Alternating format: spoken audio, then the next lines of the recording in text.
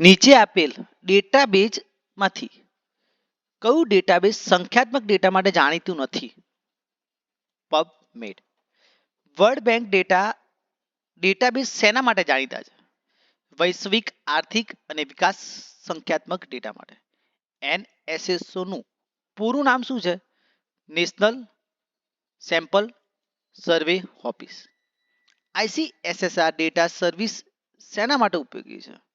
સામાજિક વિજ્ઞાનના આંકડાઓ માટે.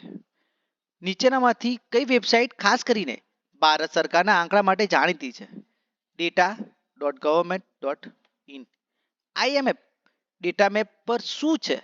આર્થિક સૂચકાંકનો ડેટાબેઝ. યુએન ડેટાબેઝમાં શું સામેલ છે? વિવિધ દેશોના વિકાસ અને આર્થિક આંકડાઓ. ઇન્ડિયા સ્ટેટ ડેટાબેઝ કઈ ભાષામાં ઉપલબ્ધ છે? અંગ્રેજી અને હિન્દી. સીએસઓ નું સંપૂર્ણ નામ શું છે? Central statistics office. એનએફએસ એટલે શું? નેશનલ ફેમિલી હેલ્થ સર્વે. એનએસએસઓ દ્વારા એકત્રિત ડેટાનો મુખ્ય ઉપયોગ કઈ બાબતમાં થાય છે? સામાજિક અને આર્થિક નીતિ ઘડતર માટે. યુએન ડેટાબેઝનો ઉપયોગ કોણ વધારે કરે છે? વિકાસ સંશોધકો અને નીતિ નિર્માતા. ઇન્ડિયા સ્ટેટ ડેટાબેઝમાં કયો વિભાગનો સમાવેશ થતો નથી? રમતગમત, ટિકિટ, વેચાણ. સીએસઓ અને એનએસએસઓ ને ભેગા કરીને કઈ નવી સંસ્થા ઊભી કરવામાં આવી છે? એનએસઓ.